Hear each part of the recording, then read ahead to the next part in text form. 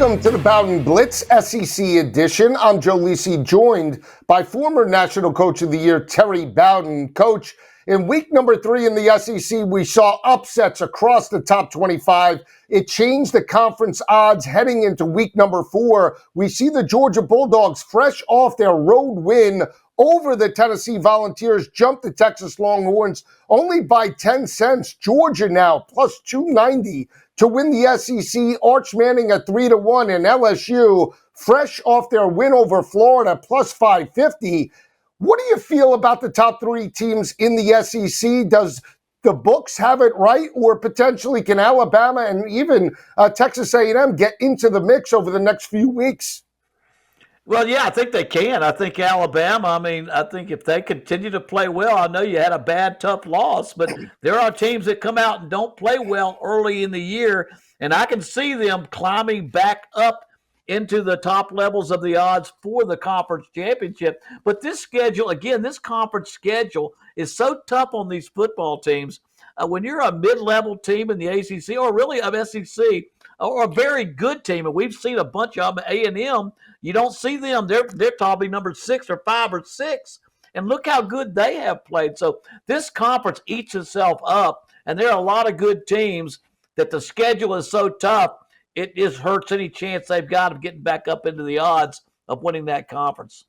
I agree with you. Now, I think, and you and I had spoken all offseason about which team I really believed in just from a preseason perspective. That was the Georgia Bulldogs, just because of how Kirby Smart recruits offensively and defensively. They do it better than anybody, and if we're buying into a program to potentially bounce back after maybe a disappointing season in 2024, it had to be the Georgia Bulldogs. Now, Georgia did lose to Notre Dame in the college football playoff. Carson Beck got hurt in the SEC championship, and you could just chalk it up to Gunnar Stockton being inexperienced. Right. But from what I saw on Saturday, and that come from behind performance, and I understand it wasn't maybe the Georgia way, shutting down Tennessee and forcing turnovers and grinding out a 30-10 victory over the Volunteers. But if that offense is going to play the way they did in the second half, they could beat anybody in the nation. I'd rather go with Georgia the rest of the way. Well, I think they only solidified their position as the top team in the SEC. They have the ingredients for a championship caliber team. Great defense, run the football. That's their MO. That's what they want to do. So far this year, it looks like they can do it. But you can't always win games by having a conservative offense. At some point in time, you've got to outscore somebody. And that's where you have a question mark at Georgia. Last year, it wasn't very good at all. They now have shown they can outscore people, and they can win with this young quarterback, the way he can throw. They can win with that offensive football team. And right now, I think you'd have to say they're the most complete team in the SEC and have solidified their position, at least in my mind, as the team to beat in the SEC. Take a look at 2 other teams on that list. We'll take a look at LSU. From a resume perspective, I think they have the most impressive wins out of anybody in the SEC right now. Going on the road week 1, knocking off Clemson in their house. That was a dominant effort. It wasn't flashy, but they got it done defensively. And then to get Florida last week, coming off a loss in a revenge type of situation, to grind out that victory. Again, it wasn't pretty offensively, but that defense in back-to-back games against Clemson and Florida held both of those opponents to only 10 points. I think they should be a little shorter than plus 550 entering week number 4. Well, and that very well could be true, but I think, again, I want to repeat what I just said. You've got to win a championship, you've got to be good on both sides of the ball. And right now, LSU's averaging 20 points a game offensively. They have not been able to get things going offensively, statistically. They don't have the numbers. And I think if you're LSU, just take the fans of LSU who are now worried about their offense because they want to win a national championship. The only thing they can think about is that 2019 national championship. They averaged 48.5 points a game and 568 yards a game. And they're saying, hold it, we don't do that right now. Well, you don't have to average that much. You probably never will. But I think LSU has got to continue to improve on offense because there's just like Georgia, there's going to come a time when you got to outscore people. Absolutely, and they face off against Southeast Louisiana. They're significant favorites with a FCS opponent heading into Death Valley. They should be undefeated entering week number 5 when they do square off against Lane Kiffin and Ole Miss. Coach and I will break down the Tulane-Ole Miss game a little bit later in the show. I mentioned A&M, Coach. A team that lost to LSU last week was Florida. All the rumors and news now is Billy Napier is back on the hot seat. What can Florida do? Because they have a game against Miami this weekend, but big picture, could they respond in a big way to potentially get back into the mix? They're a 45-1 shot to win the conference entering week number 4. Well, as I said earlier, there's only one way, and that's the quarterback. Remember, this is the guy that brought them out of the dismal position they were at midseason last year. It was because of DJ Lagway, and that's all they've talked about. With him, they can go all the way. With him, they can flip this program around. And after 5 interceptions last week, he's got to drastically improve to get back to where he was. Because look at their schedule. Still on their schedule. Let me read this. Number 8, Texas. Number 10, Texas A&M. Number 5, Georgia. Number 13, Ole Miss. Number 15, Tennessee. And number 7, FSU. There is no way to get through that without a quarterback that's sensational. No possible way. And if he doesn't play well this week, Billy Napier may not make it through midseason.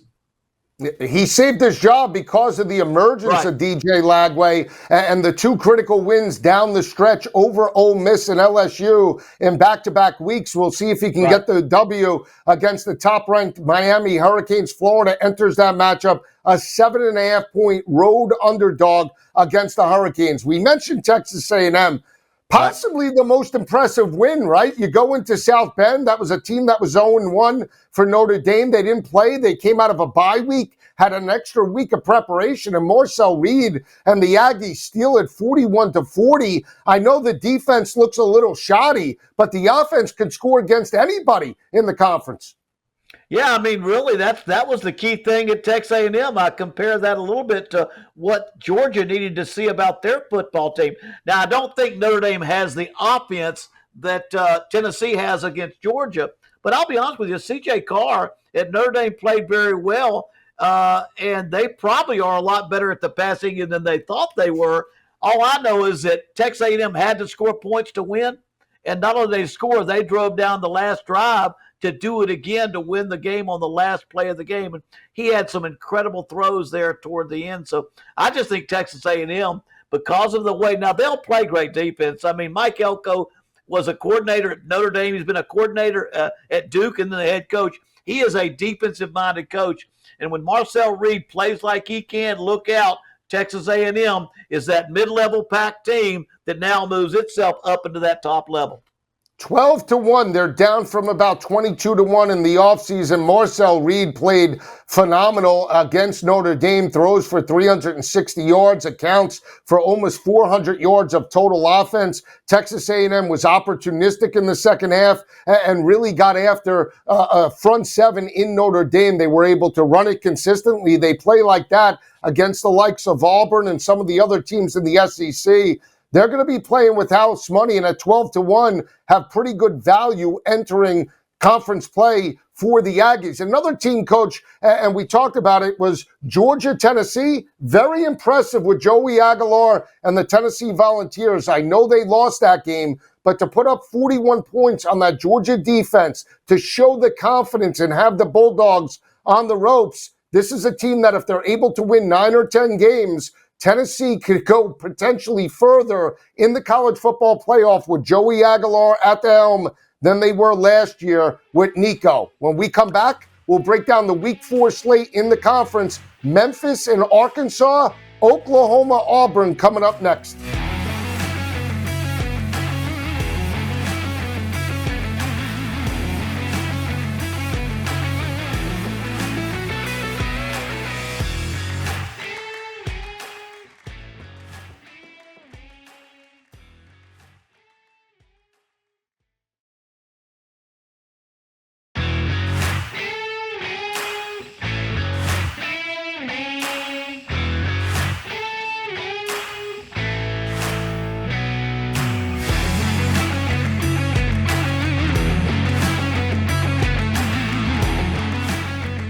Back on the Bowden Blitz, Joe Lisi and Coach Bowden breaking down week 4 in the SEC. Left off talking about the conference odds. There's a battle brewing in Memphis, Tennessee. Undefeated Memphis enters this matchup right now as a 7.5-point home underdog to Tulane Green and the Arkansas Razorbacks. Arkansas went toe-to-toe with Ole Miss last week in Oxford. They lost that matchup 41-35, but covered the 6.5-point closing line. This is an offense in Arkansas, coach, that's averaging well over 550 yards of total offense. Tulane Green accounted for over 100 rushing yards on the ground, but this is one of the best defenses in all the FBS in Memphis, only giving up 11 points per game. How do you see this matchup playing at 12 o'clock Eastern?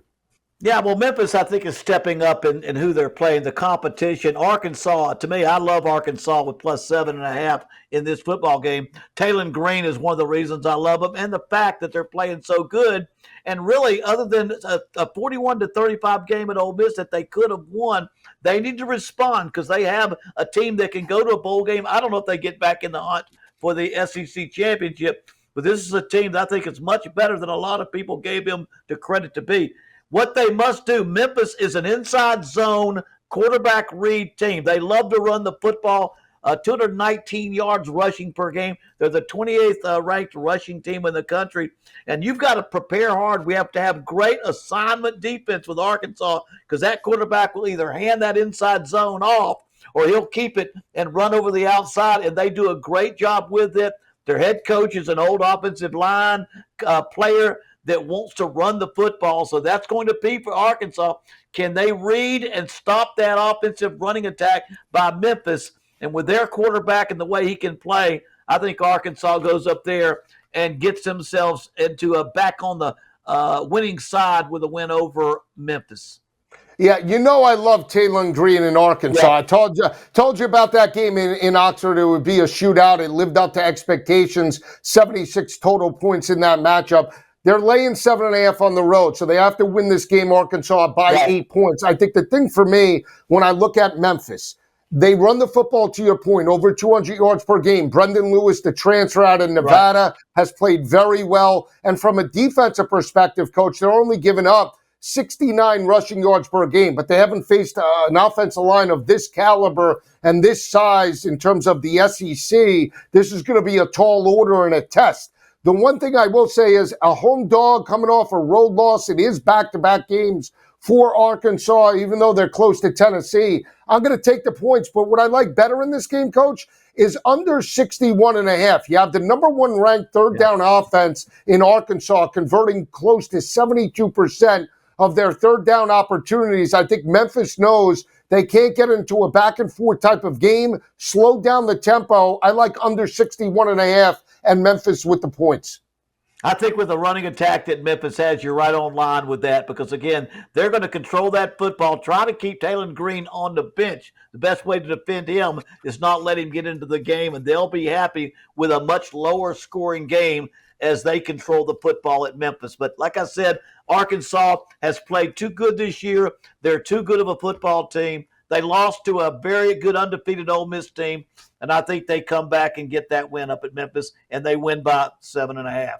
Well, we'll see. I'll tell you what, I'm a big uniform guy. I've been begging Sam Pittman in Arkansas. It's going to look fantastic on the screen. White jerseys with the maroon pants on the road. And show me that. You got to wear the maroon pants on the road in the Liberty Bowl. That's a 12 o'clock kick. Coach likes Arkansas. I like Memphis and the under in that ball game. Another big battle. Auburn's undefeated. This game played out last year on the Plains, went right down to the wire, and Oklahoma stole it 24-21. Jackson Arnold returns to Norman, where he started last year for the Sooners. Sooners have John Napier. Both teams are undefeated. Oklahoma now instilled as a 6.5-point home favorite, 3-0 all-time against the Tigers.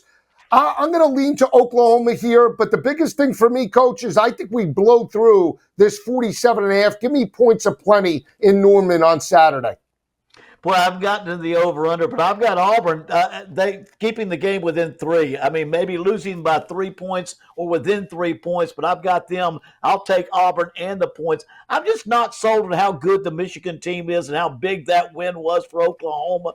The other teams didn't show enough to give them enough competition. Auburn went out there and beat a really good Baylor team on the road. Now, Baylor wasn't playing a lot of defense, but Auburn still had to score points. And we saw a lot more offense out of Auburn. Whereas John Napier, I think I know he's going to be a problem throwing and running the football. I do not think Jackson Arnold is as bad a thrower. I don't think the head coach, Hugh Freeze, has really wanted to throw the ball downfield much. You know, it's not always the quarterback's fault that they don't throw more deep balls or make your yardage. Those coaches call the plays to get what they want, and they wanted a more conservative style. They wanted to win a close ball games, and they've been able to do it. And so we'll see how it goes against Oklahoma. But I've got Auburn with a chance to stay within the points on this football game and possibly win the game with turnovers or a big play. And Auburn has not turned the ball over this year. I can see Auburn pulling this one out. I went back and forth on this game. To your point, Auburn, one of the worst turnover margins last year, yes. -9 in terms of turnover margin. This year, they're +2. On the flip side, Oklahoma, to your point, enters this game -5 in turnover margin. Can Jackson Arnold and Auburn, that's averaging 173 passing yards per game, attacking Oklahoma defense, coach, giving up only 84 passing yards to opposing quarterbacks. They've held opposing quarterbacks to 46% completion percentage, have not allowed a passing touchdown all season long, and have played the best on third downs, holding opposing offenses to only 17% of their third down type of opportunities. I think that carries the fact that Oklahoma is playing at home. I'd rather take the more experienced quarterback in this matchup. I think that's what most people will do. But Auburn, again, over 53% on third downs. And if they get short yardage, they're 5 for 5 on fourth downs this year. The only team in America that's 5 for 5 on fourth down. So it's one of those things that Auburn has done well is handle third down, stay on the field. I will throw out in your favor, Brett Venables knows what that quarterback can do. He knows his weaknesses. One of the best defensive coordinators I've ever been around will have his defense ready for Jackson Arnold. We'll come back with more SEC coverage.